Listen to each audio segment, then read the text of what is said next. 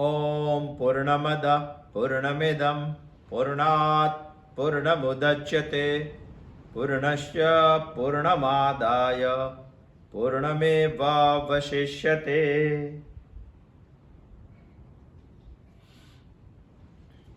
हम वेद के नजदीक का भाग का चिंतन कर रहे हैं। शुक्ल यजुर्वेद के कण्व शाखा का 40वां अध्याय हम अध्ययन कर रहे हैं। 40वां अध्याय का 18 मंत्र है, वही मंत्रो ईशावास्य उपनिषद है। वेद के संहिता और ब्राह्मण्य 2 भाग हैं। उसमें संहिता भाग यानी मंत्र विभाग में बहुत कम उपनिषद है, बहुत कम नहीं, एक ही उपनिषद है, वो है ईशावास्य उपनिषद। इसीलिए वेद का जो तात्पर्य है, वेद का जो सिद्धांत है, वही ईशावास्य उपनिषद हमें बता रहे हैं। सृष्टि निर्मिति से वेद ने 2 धर्म दिए हैं, प्रवृत्ति लक्षण धर्म और निवृत्ति लक्षण धर्म। निवृत्ति लक्षण धर्म ईशावास्य उपनिषद हमें बता रही है और प्रवृत्ति लक्षण धर्म भी बता रहे हैं। पहले मंत्र की बात है निवृत्ति लक्षण धर्म। ईशावास्यमिदं सर्वं यत्किंच जगत्यां जगत् तेन त्यक्तेन भुञ्जीथा मा गृधः कश्यश्वेत् धनम्। ईशा से इस जगत को आच्छादित करना, ये बात हमें ईशावास्य उपनिषद की शुरुआत से ही दे दिया है। मगर हम माया से आत्मा को आच्छादित करते हैं और उपनिषद हमें बता रहे हैं ईशा से जगत को आच्छादित करना है। वो निवृत्ति लक्षण धर्म है, वो ज्ञान है। सूत्रात्मक रूप से बहुत समझने जैसी बात ईशावास्य उपनिषद ने हमें बताई है और विवरण भी किया है। पहले मंत्र हमें सूत्रात्मक ढंग से बताया है। तीसरे से 8वें तक का मंत्र निवृत्ति लक्षण धर्म को विस्तृतीकरण से हमें बता रहे हैं। वही बात को समझनी पड़ेगी हमें। पहले मंत्र में हमें बताया ईशावास्यमिदं सर्वम, यही जगत को ईशा से आच्छादित कर देना चाहिए। उसकी स्तुति भी करनी चाहिए, तभी उसका महत्व हमें समझ में आता है, उसकी विशेषताएं हमें समझ में आती है। इसीलिए उपनिषद पहले मंत्र की स्तुति करता है तीसरे मंत्र में। मगर शास्त्रों की स्तुति करने की पद्धति कुछ और है। हम जैसे चाहते हैं वैसे स्तुति वो नहीं करते। जिसकी स्तुति करनी है उससे जो विरोधी है, उसके जो अलावा एक धर्म है, उसकी निंदा करते हैं। उसके जैसे कि हमें ब्लैक कलर की निंदा करते हैं, व्हाइट कलर हमें पसंद है और व्हाइट कलर की हमें स्तुति करनी है, तो यदि हम करेंगे तो व्हाइट की ही स्तुति करेंगे। यदि शास्त्र व्हाइट की स्तुति करेंगे, सफेद कलर की स्तुति करनी है, तो वो ब्लैक की निंदा करेंगे, तभी वो व्हाइट की स्तुति है कहलाएगी।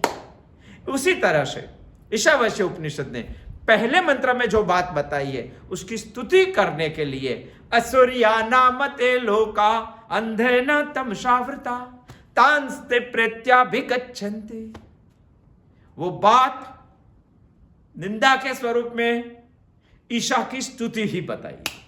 तीसरे मंत्र में इसीलिए बताया है। और चौथे और 5वें मंत्र में ईशा का लक्षण बताया है, आत्मा का लक्षण बताया। क्या चीज है ईशा जिससे हमें ढकना है इस जगत को? उस चीज को तो हमें सही ढंग से समझना पड़ेगा और सही ढंग से समझाने के लिए ईशा का लक्षण चौथा और 5वें मंत्र में हमें बता। एकदम क्रमशः ईशावास्य उपनिषद एकदम आसान भी है यदि हम सही ढंग से उसको समझ लेंगे तो, और उसी ढंग से जीवन जिएंगे तो ईश्वर हमसे थोड़ा सा भी दूर नहीं है, हमारे अंदर ही है। उसको बहुत जल्द हम पहचान पाएंगे। पहले मंत्र में ध्येय दिया, तीसरे मंत्र में इसकी स्तुति की है और चौथे और 5वें मंत्र में इसका लक्षण बताए। आत्मा के, ईशा के 2 तरह के लक्षण हमें बताए है उपनिषद में। पहला लक्षण है निरुपाधिक लक्षण। निरुपाधिक लक्षण बताया है और सोपाधिक लक्षण भी बताया है। निरुपाधिक लक्षण में क्या बताया है? निरुपाधिक लक्षण ने उपनिषद ने हमें यह बताया है कि आत्मा एकम है, आत्मा अनेजत है, कंपित नहीं है, वो हलन चलन करने वाला नहीं है, क्योंकि वो एकम है, सर्वव्यापक है, हिलने की जगह ही नहीं है उसको। आत्मा एकम है और आत्मा अनेजत है। और सोपाधिक भी कई लक्षण आत्मा ने हमें बताया। सोपाधिक लक्षण समझाने के लिए क्या किया? मनसो जवियो, आत्मा कैसे है? मन से भी ज्यादा गति करने वाला है। नैन देवा आपनु वन पूर्व मर्षा, देव भी उसको समझ नहीं सके ऐसा ईशा है। तद धावत अन्येन अत्येति तिष्ठा, कैसा है? तत्तिष्ठत अन्यान अत्येति धावत। आत्मा कैसा है? हमें लगता है कि वो स्थिर है, नहीं, वो स्थिर होते हुए भी जो गति करने वाले हैं उसको भी लांग जाते हैं। तत्तिष्ठत अन्यान अत्येति धावत। सोपाधिक लक्षण बताया है, वो हमें समझना चाहिए। आगे हम समझ भी चुके हैं, उसको याद करना चाहिए, तभी हमें छठा और सातवां मंत्र की बहुत अच्छी तरह से समझ पा लेंगे। तस्मिन नपो मातरिश्वा दधाति, मातरिश्वा है, वो बात भी हमें समझ चुके हैं, सोपाधिक लक्षण है। तद दूर तदांति के, दूर भी है नजदीक भी है, वो भी हमने आत्मा का लक्षण समझ लिया। तदंतरस्य सर्वस्य तदु सर्वस्यास्य बाह्यतः, सभी के अंदर भी है, सभी के बाहर भी है।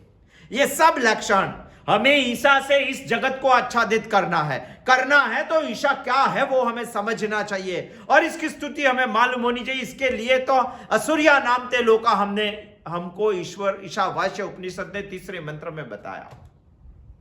बाद में चौथे और पांचवें मंत्र में हमें ईशावास्य उपनिषद ने उसके लक्षण बताए हैं। अनेजदेकम मनसो जवियो नैन देवा आपनुवन पूर्वमर्षात्, बताया कि समझने जी। तदंतरस्य सर्वस्य तदु सर्वस्यास्य बाह्यतः, बताया।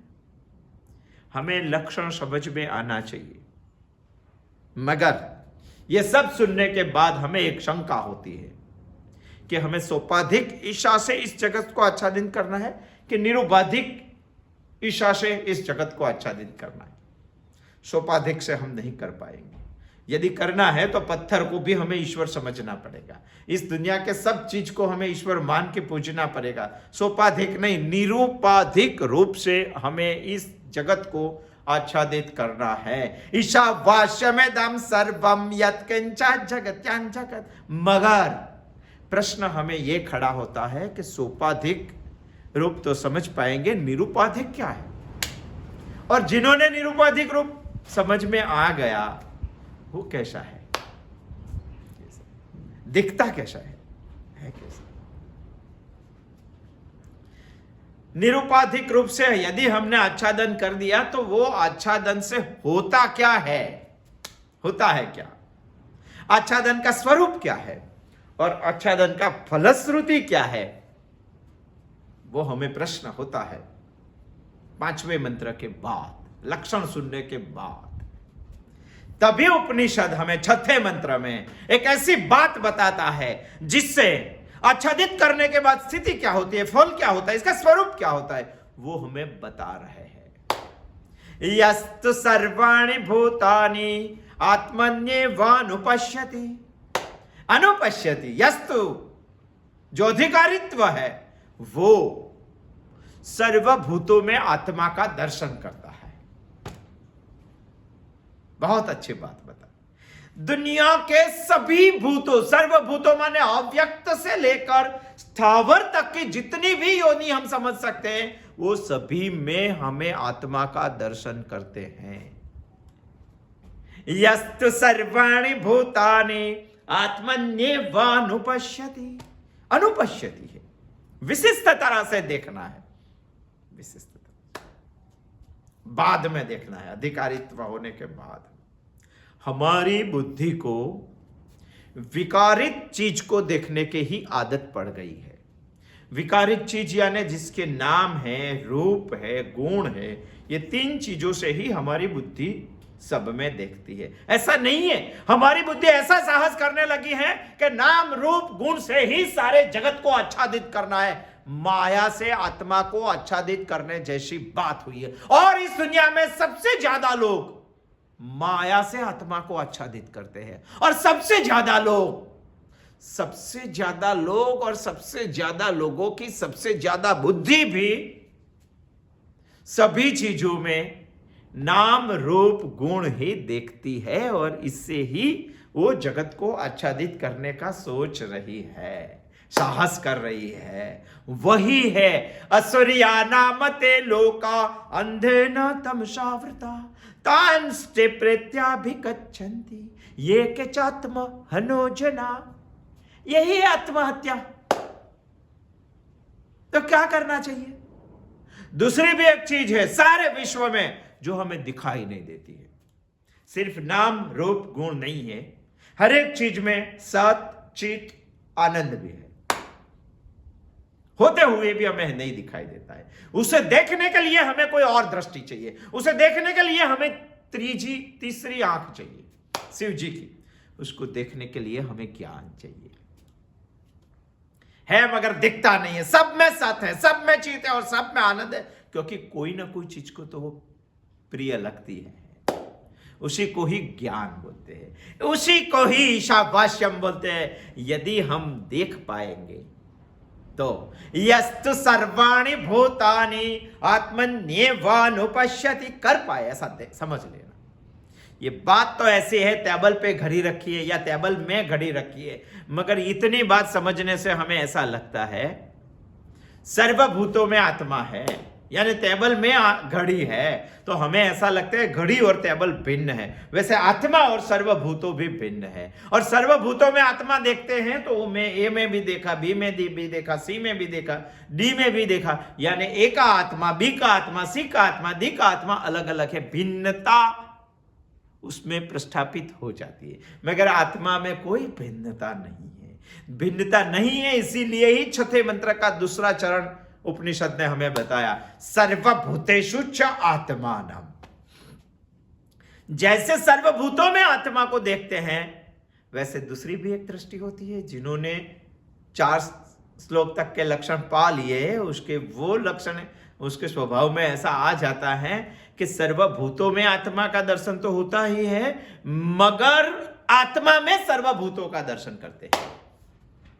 सर्वभूतेषु च आत्मानम, 2 बात बताई। आत्मा में सर्वभूतों का दर्शन, कैसे करेंगे? पहले खुद में देखना का कार्य कारण शरीर संगत हमारा जो है उसमें देखना। इंद्रिय से शुरू करके अहम तक हम पहुंच सकते हैं।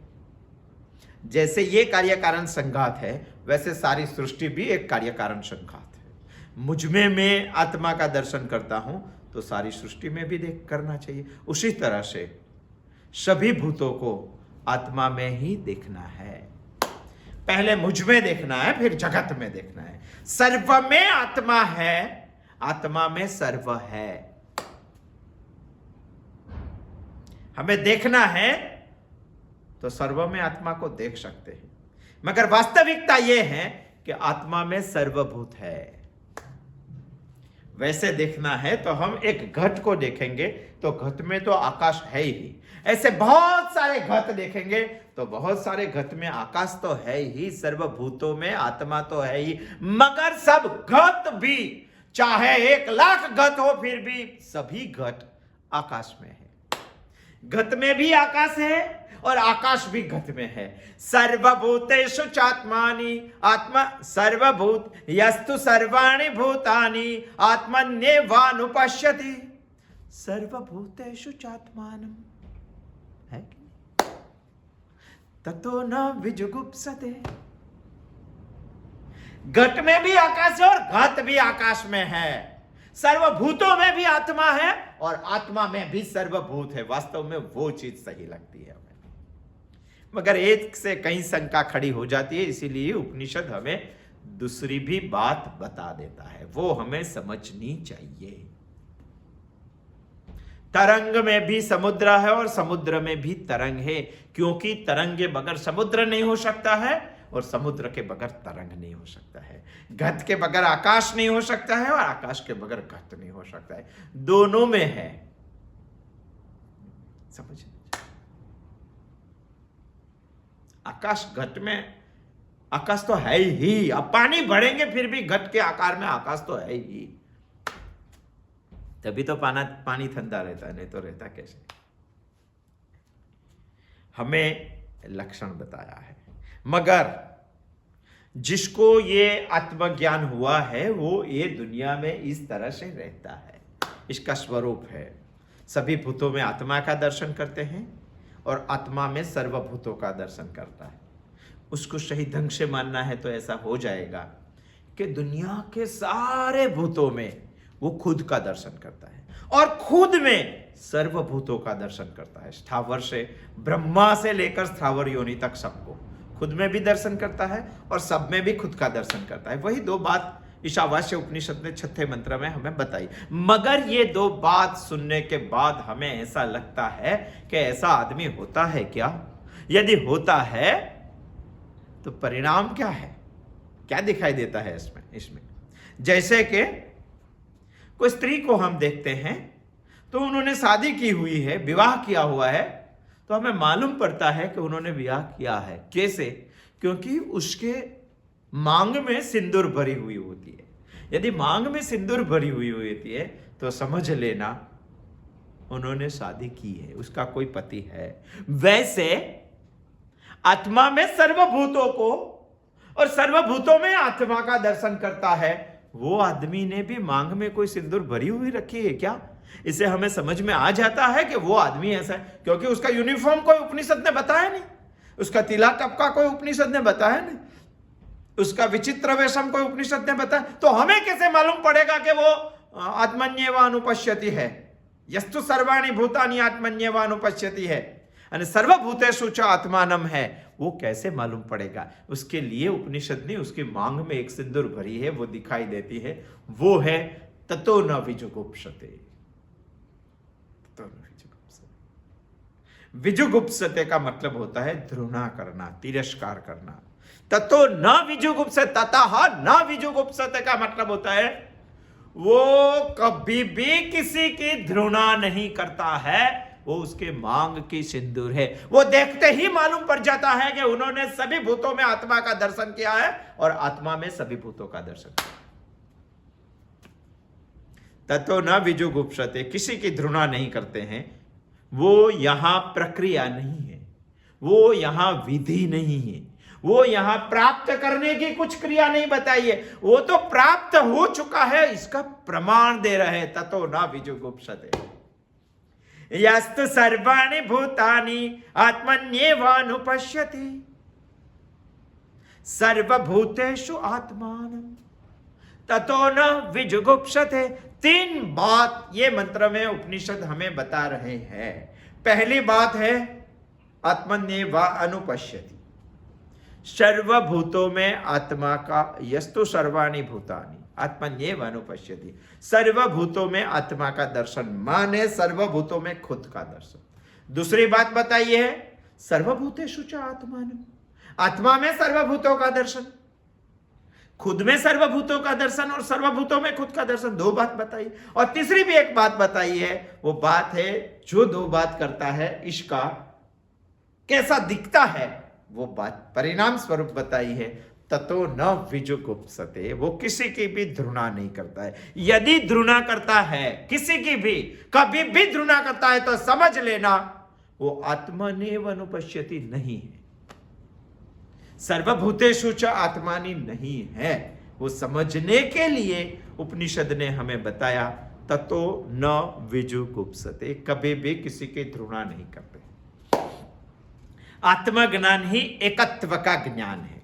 यदि एकत्व का ज्ञान हो गया तो घृणा रहती ही नहीं है, क्योंकि अन्य कोई होता ही नहीं। घृणा किसकी होती है? घृणा अन्य होता है तभी होती है, अन्य कोई रहता ही नहीं है, क्योंकि यहां तो एकत्व का ज्ञान हो गया है, उसको आत्मज्ञान हो गया है। हो गया आत्मा में सभी का दर्शन और सभी में आत्मा का दर्शन, इसी को उपनिषद बोल रही है सम्यक ज्ञान, इसी को उपनिषद बोल रही है श्रेष्ठ ज्ञान, इसी को उपनिषद बोल रही है सांख्य ज्ञान। वही है अच्छा सच्चा ज्ञान, अध्यात्म ज्ञान। इसी को ही बोलते हैं आत्मदर्शन। मगर ये होने के बाद एकत्व होता है, अन्यत्व नहीं होता है। यदि दूसरा ही नहीं रहता है उसकी समझ में, तो ध्रुणा कैसे रहेगी? रहेगी क्या? नहीं रहेगी। ततो न विजुगुप्सते, वो किसी की भी ध्रुणा नहीं करते हैं। दो चीज से ही ध्रुणा होती है, दो चीज से समझना पड़ेगा। पहली चीज है अन्यत्वम और दूसरी चीज है दुष्टत्वम। समझते हैं? अन्यत्वम यानी हमसे कोई भिन्न है, यदि ऐसी समझ आई तो हमसे कोई अन्य है। अन्य है तभी ध्रुणा होती है। और दुष्टत्वम माने इसमें कोई दोष है तभी ध्रुणा होती है। अन्यत्वम और दुष्टत्वम दो बात होती है तभी ध्रुणा होती है। शास्त्रों हमें यह बता रहा है कि यदि दोनों में से एक भी हमारे पास है तो ध्रुणा नहीं होती। तो समझो जिसके पास दोनों ही है तो ध्रुणा कैसे होगी? नहीं होगी। इसीलिए तो उपनिषद हमें बता रही है ततो न विजुगुप्सते, वो कभी भी किसी की ध्रुणा नहीं करता है। अन्यत्वम दुष्टत्वम, अन्यत्वम इसीलिए नहीं है क्योंकि ये सब में आत्मा का दर्शन करता है। दुष्टत्वम इसीलिए नहीं है क्योंकि सबको खुद में दर्शन करता है, सब में आत्मा देखता है। अन्यत्वम नहीं है। आत्मा में सबको देखता है, दुष्टत्वम नहीं है। आत्मा को सब में देखता है यानी आत्मा तो शुद्ध है, विशुद्ध है, तो दुष्टत्वम दिखाई ही नहीं देता है, दुष्टत्वम आता ही नहीं है, दोष आता ही नहीं है उसको। अन्यत्वम है ही नहीं, दूसरा कोई है ही नहीं, एकत्वम ही है। यदि ये दो बात आई, दो में से कोई एक भी बात यदि हमारे पास होती तो दुष्टत्वम निकल जाता है, दोष किसी का भी हमें दिखाई नहीं देता है। इसलिए तो गीता भी कह रही न मे द्वेष रागो न मे लोभो मोह, आत्माष्टक भी हमें बता रही है कि दोष हमें दिखाई नहीं देना चाहिए। इसीलिए अन्यत्वम और दुष्टत्वम ज्ञानी के पास होता ही नहीं, और ज्ञानी के पास नहीं होता है। इसीलिए उपनिषद हमें बहुत जोरों से बता रही है ततो न विजुगुप्सते। दो में से एक होता है तो कैसे नहीं होता है? चलो ये एग्जांपल से हम समझते हैं। यदि हमारे पांव में कुछ लगा है, खून भी निकला है, दवाई भी की है, सूजन भी आ गया है, उसमें थोड़ा पर्स भी निकल रहा है, परु भी निकल रहा है, जो खून पीला हो जाता है वो निकल रहा है पक पक के, वो मक्खी भी उधर आ रही है, हमें कुछ अच्छा भी नहीं लगता है, वो तो दोष है। मगर हमारे पाँव में जब ऐसा लगता है तभी, वैसे तो दोष है, दूसरा देखेंगे तो तब मगर मेरा पाँव है तो मुझे दुष्टत्वम दिखाई नहीं देता है, क्योंकि अन्यत्वम नहीं है। एक ही चीज है, अन्यत्वम नहीं है क्योंकि मेरा है, एकत्वम है। मगर दुष्टत्वम तो है, फिर भी नहीं लगता है, ध्रुणा नहीं होती। अच्छा, अन्यत्वम नहीं है, चलो दूसरों के पास कुछ देखते हैं और अच्छा देखते हैं, और दुष्टत्व नहीं देखते, दुष्टत्व है ही नहीं, उसमें सब अच्छा है, और दूसरों का देखते हैं, वहां एकत्वम नहीं है, वहां अन्यत्वम है, दुष्टत्वम नहीं है, फिर भी हमें ध्रुणा नहीं होती है। कैसे होती है? दुष्टत्वम है ही नहीं और अन्यत्वम है, तो ध्रुणा कैसे होगी? और अन्यत्वम नहीं है, वो खुद का है, एकत्वम है और दुष्टत्वम है, तो ध्रुणा नहीं होती। दो में से एक भी होता है तो दुष्टत्वम, ध्रुणा नहीं होती है। यदि दो होता है तो कभी भी किसी की दुष्टत्वम नहीं आता है, कभी भी किसी की ध्रुणा नहीं कर पाता है। ज्ञानी एक ऐसा है कि जिससे अन्यत्वम भी है, अन्यत्वम भी नहीं है और दुष्टत्वम भी नहीं है, ये दोनों नहीं है, तो ज्ञानी को किसी की ध्रुणा नहीं हो सकती है, किसी की ध्रुणा। उसी को ही बोलते हैं ततो न विजुगुप्सते, ततो न विजुगुप्सते। यस्तु सर्वाणि भूतानि आत्मन्येवानुपश्यति,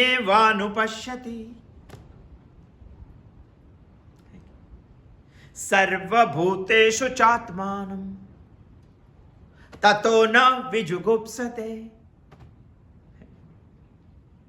किसी की भी घृणा नहीं होती। हमें प्रश्न ये होता है, तो हमें घृणा किसकी होती है? अन्य की होती है क्या उपाधि की होती है? तो हम बताएंगे कि उपाधि से घृणा होती है। दूसरा जब देखते हैं तो उसमें दो चीज होती है, एक चैतन्य होता है, आत्म तत्व होता है, और एक उपाधि होती है।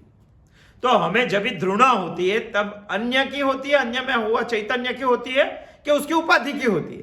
फिलोसॉफिकल दृष्टि से समझेंगे तो उसकी उपाधि की घृणा नहीं होती है और अन्य की भी घृणा, चैतन्य की भी घृणा नहीं होती। क्यों? क्योंकि उपाधि तो जड़ है, और जड़ की घृणा चैतन्य कैसे कर पाएगा? और चैतन्य की घृणा नहीं हो पाती है क्योंकि वो तो एक ही है, एक ही है, तो एक ही चर्चा, एक ही स्वरूप है, तो दूसरे की खुद की घृणा कैसे कर सकते? और उपाधि जड़ है, तो घृणा किसकी हो रही है वो हमें समझना चाहिए। क्या घृणा में क्या उपाधि में ऐसी ताकत है कि आत्मा में भिन्नता निर्माण कर सके? तो घृणा बराबर है, ततो न विजुगुप्सते। मगर दुनिया की कोई उपाधि में ऐसी ताकत नहीं है जो आत्मा में भिन्नता खड़ी कर सके। दुनिया का कोई घट की ऐसी ताकत नहीं है जो आकाश में भिन्नता खड़ी कर सके। दुनिया के कोई भी तरंग में ऐसी ताकत नहीं है जो समुद्र में भिन्नता खड़ी कर सके। उपाधि तो कैसे आत्मा में भिन्नता खड़ी कर सकेगी? नहीं कर पाएगी वो। इसीलिए उपाधि की भी घृणा नहीं है, चैतन्य की भी घृणा नहीं है, क्योंकि एक जड़ है, एक चेतन है। चेतन की कभी चेतन घृणा नहीं कर पाता है और जड़ कभी घृणा ही नहीं कर पाता है। तो घृणा कैसे होती है? घृणा प्रतिबिंब की होती है, मगर जिन्होंने समझ लिया कि ये प्रतिबिंब ही है, ऐसा जो ज्ञानी हो गया, इसको घृणा नहीं है। मगर जिसको ये प्रतिबिंब है ऐसा समझ में नहीं आता है, उसको घृणा है। कुत्ता प्रतिबिंब की घृणा करता है, वो भौंकता है तो सामने से भौंकने लगता है, क्योंकि उसको समझ में नहीं आता है कि मैं जो दिखता हूं वो सामने मैं ही हूं। बच्चा प्रतिबिंब को देखकर कई बार रोने लगता है, क्योंकि उसको समझ में नहीं है कि सामने दिखाई देता है वो प्रतिबिंब। मगर जिसको सामने है वो दिखाई देता है, वो मैं प्रतिबिंब ही हूं, तो इसको घृणा कैसे होती है? यदि मैं बहुत अच्छा दिखाई देता हूं, मगर आईना कभी ऐसा आ गया टेढ़ा मेढ़ा कि मुझे कदरूपा दिखाई देने लगता है, मैं ही, तो क्या मैं मुझको घृणा करने लगता हूं?